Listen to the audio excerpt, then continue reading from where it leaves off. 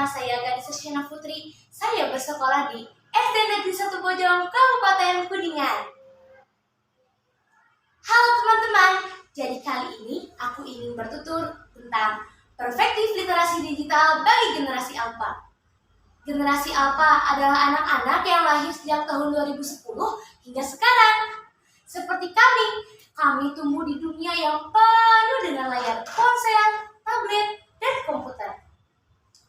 Kami bisa dimungkinkan lebih menguasai literasi digital daripada generasi sebelumnya. Namun, kita harus bijak dalam penggunaan literasi digital. Menurut buku panduan Gerakan Literasi Nasional yang dikeluarkan oleh Kemendikbud tahun 2017, isi utamanya menjelaskan definisi literasi, yakni sebagai kemampuan mengakses, memahami, dan menggunakan informasi secara cerdas.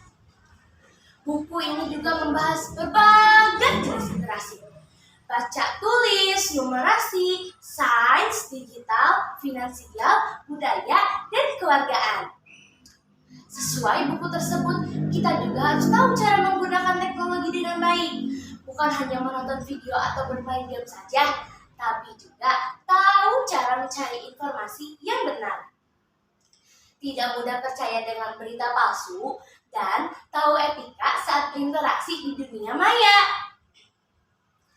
Ada beberapa bahaya dari penggunaan literasi digital yang terjadi saat ini. Yang pertama, gangguan konsentrasi dan fokus belajar. Bahayanya, anak-anak generasi Alpha sekarang yang terlalu sering berpindah dari satu aplikasi ke aplikasi lainnya, misalnya YouTube, TikTok, atau game edukatif, mengalami kesulitan untuk fokus lama, cepat bosan terhadap kegiatan belajar di dalam kelas, dan cenderung menginginkan pembelajaran yang cepat dan juga sangat instan. Yang kedua, ketergantungan pada teknologi.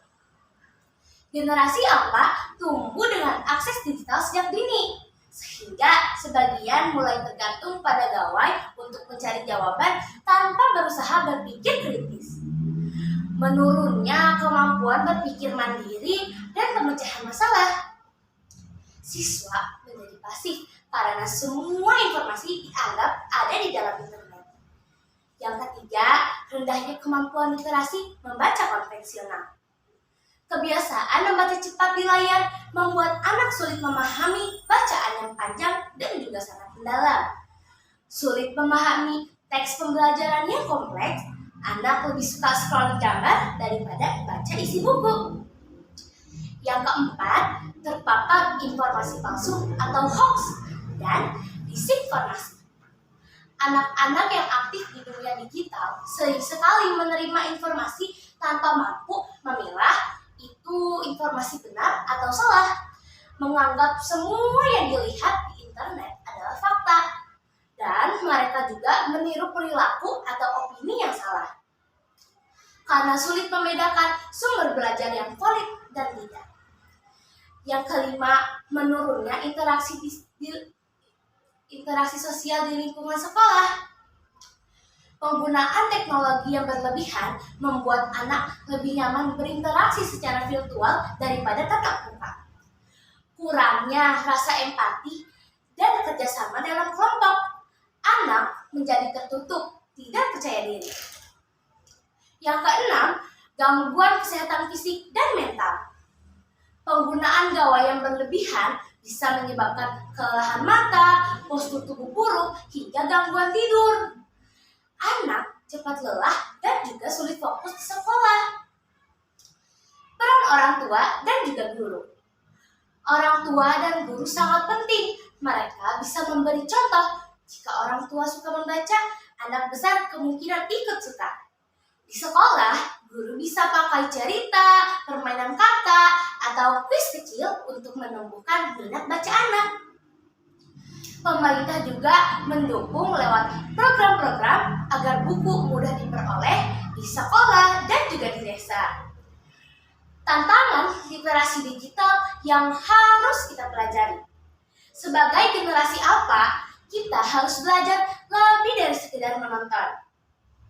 Ini beberapa keterampilan penting.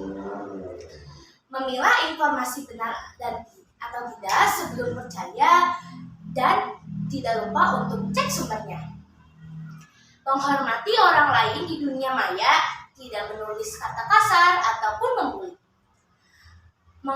Mengatur waktu layar supaya tidak lupa tugas, tidur, dan juga bermain di luar. Menggunakan internet untuk belajar, mencari video pembelajaran, e-book, dan permainan edukatif yang aman. Jika kita belajar ini sejak kecil, kita akan jadi pengguna teknologi yang pintar dan juga bertanggung jawab. Kesimpulannya, generasi apa hidup di dunia yang penuh dengan layar? Memang benar ada kecenderungan anak beralih dari membaca buku kertas ke konten digital. Namun, kita tidak harus memilih salah satu saja. Yang terbaik adalah menghubungkan kekuatan buku dan juga teknologi.